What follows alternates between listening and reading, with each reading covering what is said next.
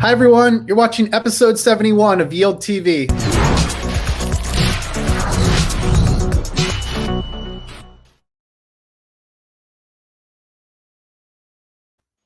Hello, it is Tuesday, February 9th, 2021.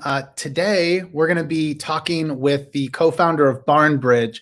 So BarnBridge is an Ethereum-based protocol for tokenizing risk. They have an application that'll be releasing soon for tranche lending. And BarnBridge has recently completed some audits, which will allow them to launch this application, which is all based around tranche lending. But we're going to talk mainly today about the BarnBridge DAO. They recently launched that, and that was a major milestone. Part of the reason I wanted to have them on is very few people in the entire world have ever launched a DAO. And I thought Troy, having sort of led that effort, would have all sorts of interesting insights to share, especially for those that are considering or are already building a DeFi protocol. So on that note, Troy, welcome to Yield TV. How are you doing?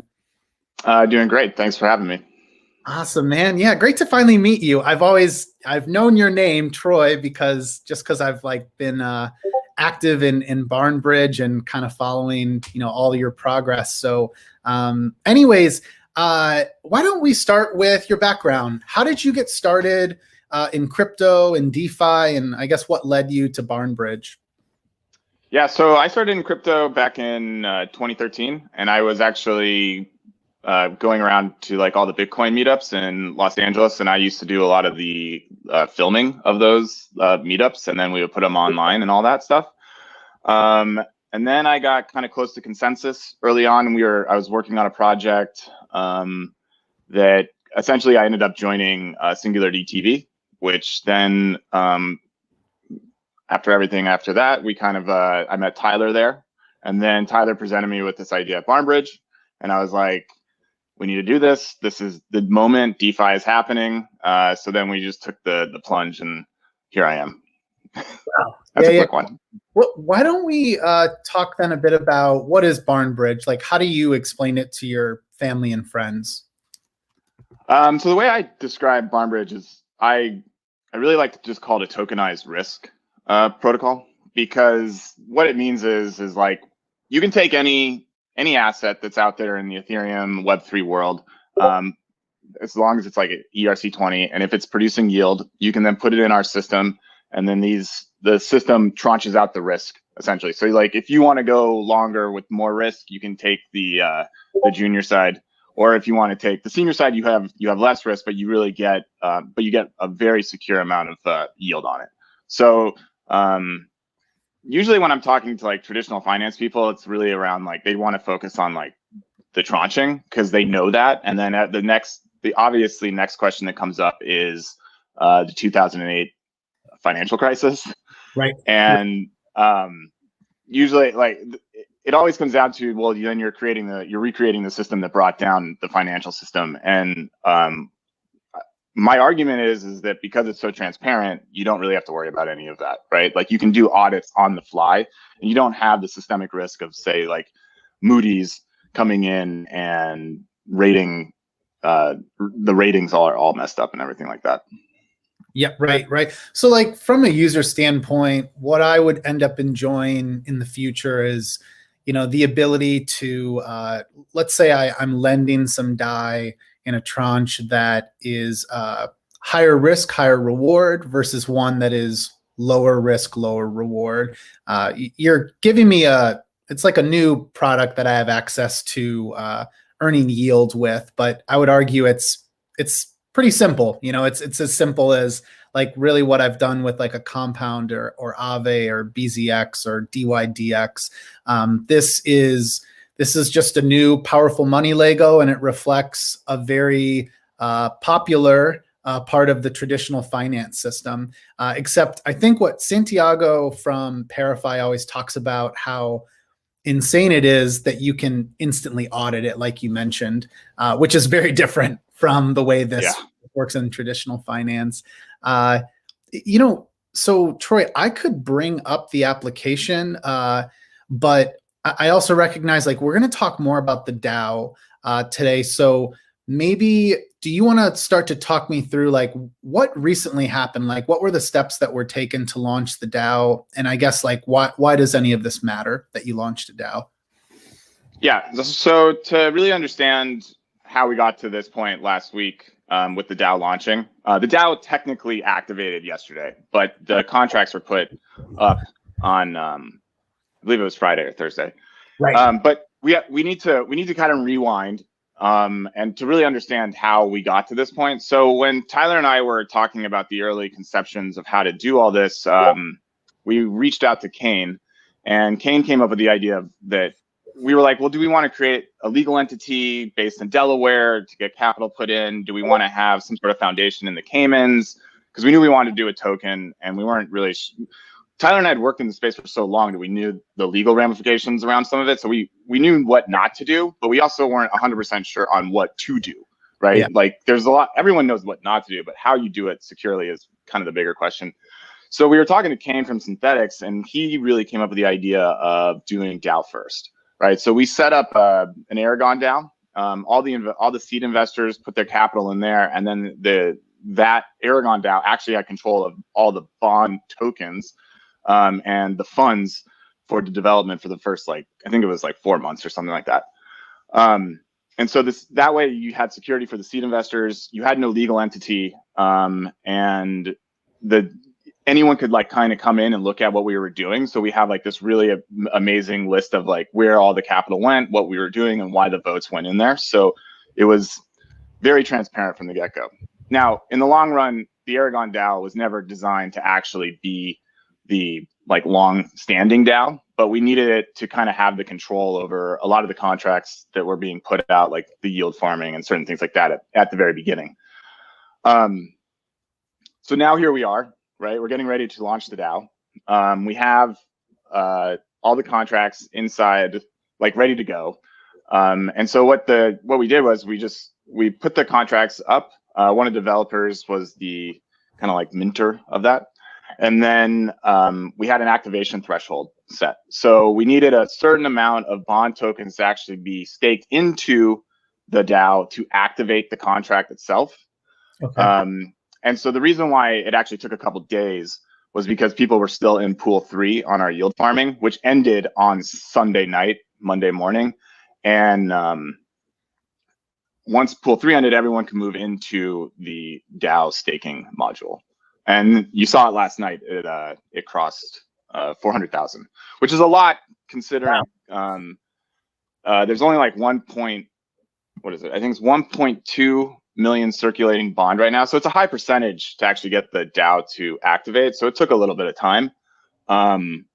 Yeah. Actually, I feel like I'm sharing I was sharing kind of an overview of what some of the features of the DAO there, and we'll talk about what you can do in terms of staking that bond. But here is this kind of backs up what you were just saying there about how many folks are participating in this.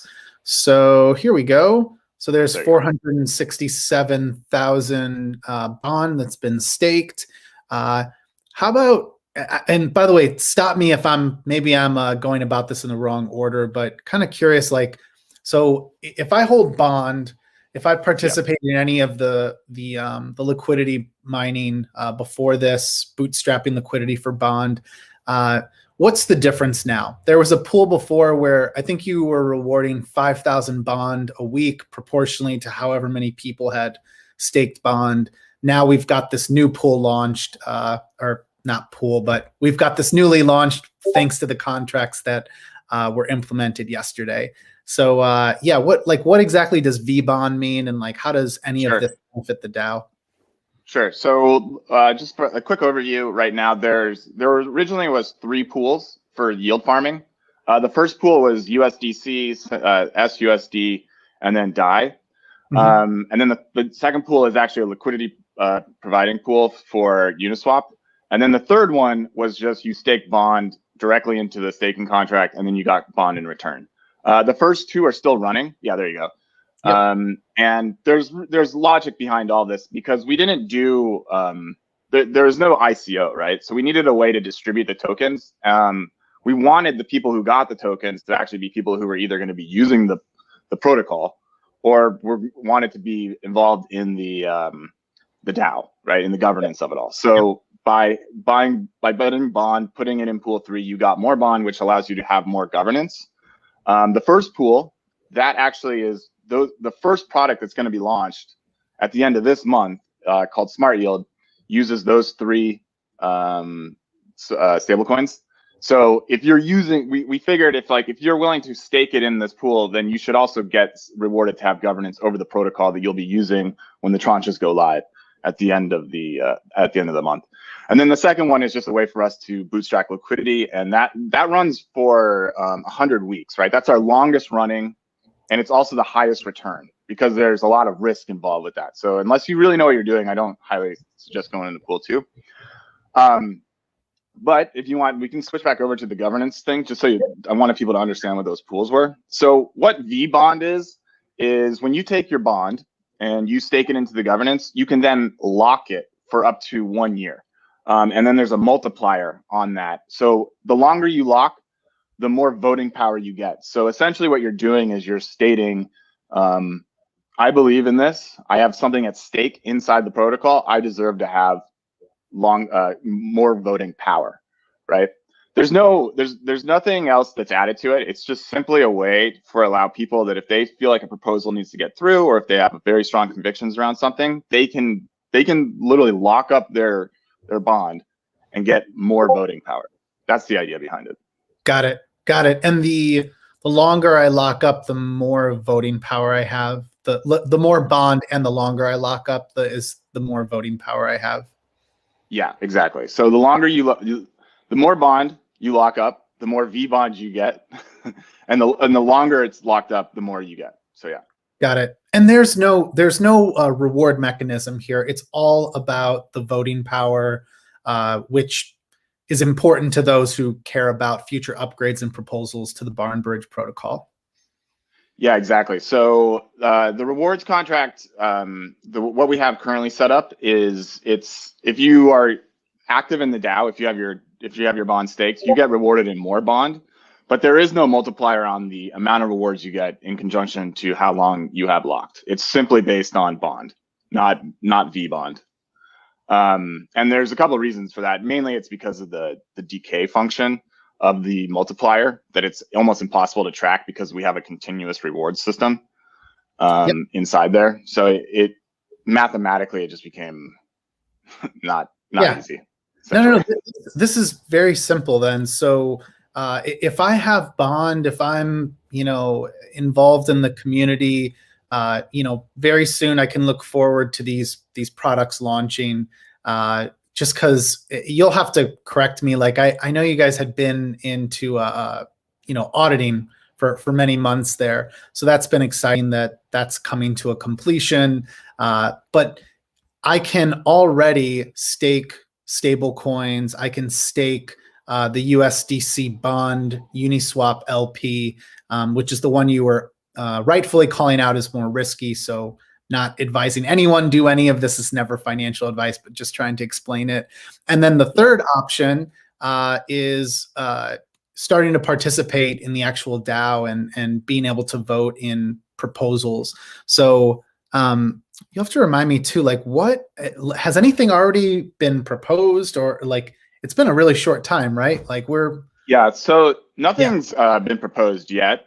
There is some stuff on Signal, like we have a snapshot. If you click that, it's just a way for people to show what they're thinking about and what they want to talk about. So why don't we actually, if we're talking about proposals, one of the things that we kind of thought a long time about was how we wanted our DAO to operate, right? Because there's no one size fits all. I mean, you can go and build up an Aragon DAO, or you can go over to, there's multiple DAO like projects, right? That like, it's kind of like you make one and then they facilitate it and you have all this other stuff on top of it. But we really sat around and asked ourselves for a while, like, what exactly do we really want to accomplish, and what do we want, like long term, for it to really be able to facilitate, right? And so we kind of started from like first principles and said, well, what projects out there have are functioning decentralized systems, right?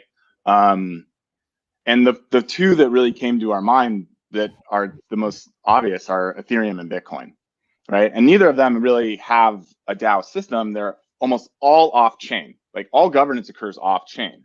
So our argument then was like, okay, well, we know that's successful. So how can we replicate an off-chain system to then also have on-chain governance, and then streamline that last moment of decision making into, we're trying to shrink it into a period so that people are actually operating and doing the voting, but it can't be too long that nobody pays attention. And if it's too short, bad things could happen because rash decisions would be made. So what we did was we said, okay, let's create a system in which a lot of the conversation occurs off chain, and then it will go through the filters of all the arguments that the community will have, all that. And then when it's finally ready, it goes to the DAO. And then the DAO has these very specific kind of phases in it that push it through. And it's a little bit, the DAO is kind of modeled off the compound model, like the way it actually functions, where you can like put code into it and then it will just change the code on the other end.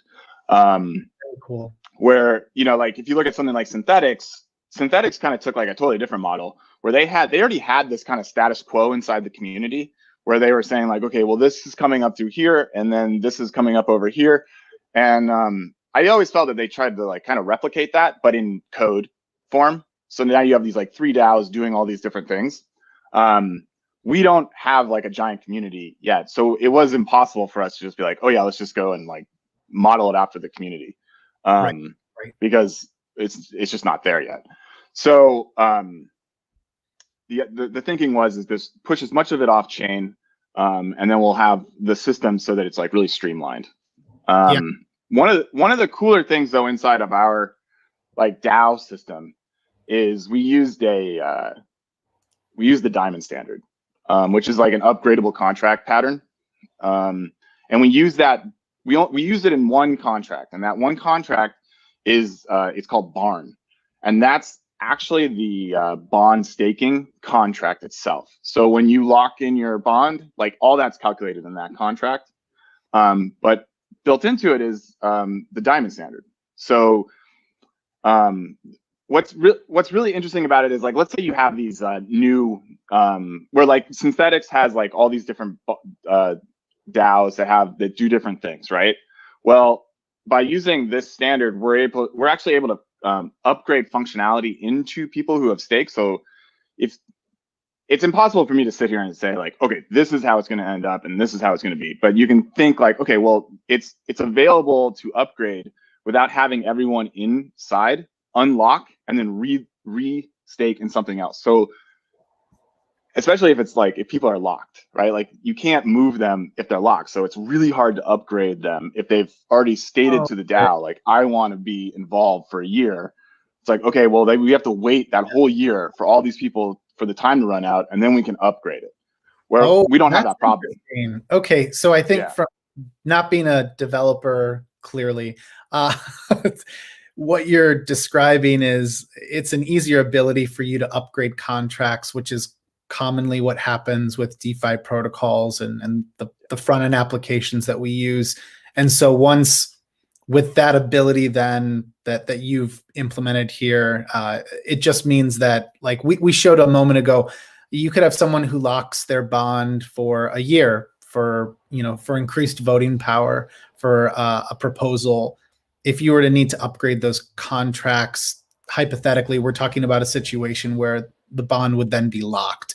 And so this is it just sounds like it's more amenable to reality. Am I like understanding all of that? Like, yeah. Well, think of it like, the way I try to think about it is it's more of like from a user experience, right? Mm-hmm. Where you don't have to worry about if people aren't moving over. If the DAO decides that everyone inside here needs to move to this new market or whatever it is, it will filter it all through, and you don't have to have everyone come out and go back in, right? Where it's really useful though is in this thing where if it's locked, right? Because these people are stuck in that contract until their lock is done, and then it's just a really bad user experience, in my opinion. But like what it can become and what people will see, that's where I'm kind of excited to see what happens. But it's almost impossible for me to say like, oh, it's going to go like that way. But we'll see what happens.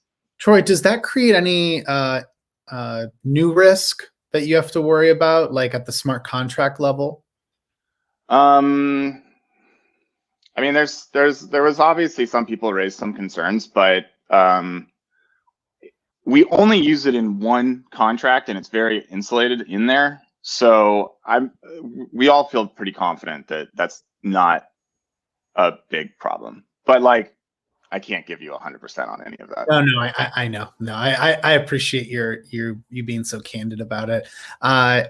So I guess like to summarize then, because we actually covered quite a bit here in a short amount of time, but if you were talking to yourself many months back, you know, as you're working on these contracts for the DAO and designing all of this, I guess, what advice would you give yourself? What advice would you give to others who are, you know, potentially going to launch a DAO or are already like in planning stages for a DAO? Yeah, I really think that where everything got really the most helpful thing that we did was we all came to, because it's not just me, like there's Cassian, Bogdan, Milad, Tyler, like we all came together and decided what we really wanted inside this DAO and what we wanted it to do, right? And so the first thing that we all did was, it's really like the brainstorming sessions were the most. I mean, we had some pretty heated discussions, like in our personal Slack where, I mean, we weren't yelling at each other, but it's like, that doesn't make any sense. Well, like we have to make sure this is going this way. Like there's like certain things with cancellations. We don't have guardians. Like there was a huge conversation we had about guardians where like, do we want to have another set of people that can just cancel, right? That can make sure that something bad doesn't go through. And I was very much of like, no, I don't want that. I want like a very simple DAO that anyone can kind of come in and understand. If there's outside groups, then it's too much. We ended up going with no guardian, but there is a cancellation function. So like come to a philosophical understanding of what you want that DAO to do, and then go for it.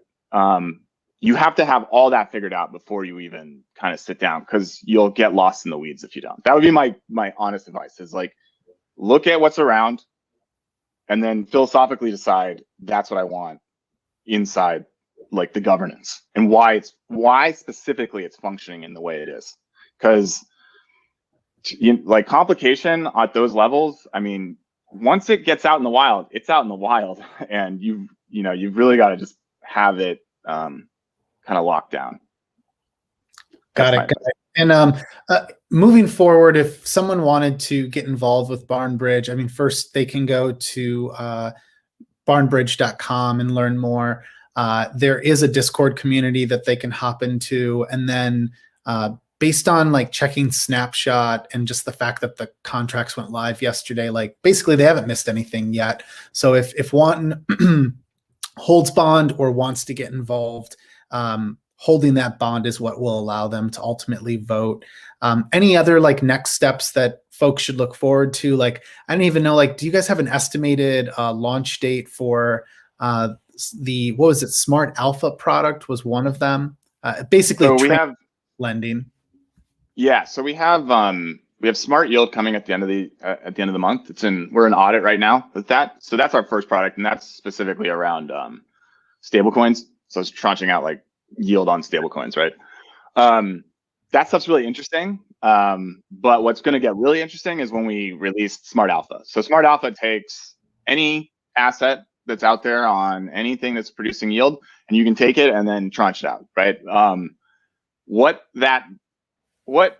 will come of that is really like, it will be a one size fits all. So you can use those contracts to take any asset, put it in there, and allow it to do what you want, and then you can build other primitives off of that. So like, let's say you wanted to, juice yield on Aave, right? So you would take the actual Aave token and then yield it, and then tranche it, right? So that's where it gets really, really kind of more interesting. And I think that what we'll see is the community, or like the entire DeFi community, will come and find ways to use these contracts however they can. And that's where the DAO really comes in, because those things will have to get added to the protocol.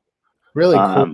I haven't taken a moment to like think about like how that'll change my own strategies, because I'm so used to like everyone just, I look at different platforms, they have a reputation, they've been audited, XYZ, whether or not the team seems credible, how battle tested are their smart contracts, what's the total value locked. But this, over time, holding all things at a level playing field, assuming that BarnBridge can be successful, this is really interesting. This suddenly creates a more of a, well, this is high risk, this is high reward, this is lower risk, lower reward, and then endless derivatives of just what I just said. Those two choices, you can, tranche those as many times as you want. Yeah, it's really interesting in our conversations with people more in like the traditional finance world, because they always say like, they're always very concerned over like, well, who's going to want to take the junior tranche, which is the higher risk one, but you get higher reward on it if it goes up, right? And when we talk to people in the DeFi community, everyone in there says like, who wants to take the senior side? You're not getting the same amount of return. Like people inside DeFi want to juice it. Traditional finance, they want a much more secure type return. And so what we've realized is that almost like each side doesn't realize that the other side exists. And so that there is this kind of like huge market there that nobody knew was there yet. And it's very obviously that it is there now. So that I find that absolutely exciting, because traditional finance is going to be easily able to come in, take down the pill in any way, like with less risk, and so it just blows the doors open. And then we have this huge DeFi community that wants those junior tranches. So it's like we were like looking for oil and then just like hit it, and it's like, oh wow, it's all like right there. Yeah. I think it was Tyler was describing on like another podcast or something. I think actually it was the Ape Tapes, which we haven't published that yet, but he was talking about the fact that like native DeFi users are like, but why would I want lower risk, lower reward? And then traditional finance folks who are like peering in and are like, DeFi is kind of interesting, like, but I wouldn't want to go like there's just too much risk here. Like how can I manage that risk? So you're totally right. It's like before Uber and Lyft, I never realized that I would need an on-demand taxi. It's just like sort of a hidden need there that's now necessary to bridge the gap between DeFi and traditional finance. So Troy, thanks so much for your time, man. This is awesome. I always learn so much from all of you. And like I said, it's such a pleasure to finally meet you. I want to remind everyone too, you can learn more at barnbridge.com. Follow Troy, which this is his handle here, just different pseudo-anonymous handle there. And then that's the BarnBridge handle on Twitter. But yeah, thanks so much, Troy. And, we'd love to have you back. Definitely. Thanks for having me on. Awesome, man. And reminder to everyone, we'll possibly be back tomorrow with a new episode. We had a guest that won't be able to make it, so we're going to rebook them tomorrow. So we might just do maybe some like simple DeFi lesson. But you can also go back. I'll link it in the show notes. We did interview Tyler, who's Troy's co-founder. So you can learn from what Tyler has had to say about BarnBridge. And also we'll be releasing, it's called Ape Tapes. It's an initiative by Troy and Tyler and their team to just create more DeFi content. But we've got an awesome episode 2 of that with Santiago from Parify, Stani from Aave, Seb, the co-founder of Zapper, my coworker, and Tyler. So anyways, thanks so much, Troy. I'm just going to hit the outro video on this, but if you have any questions, we'll be in a green room in a second. So bye, everyone.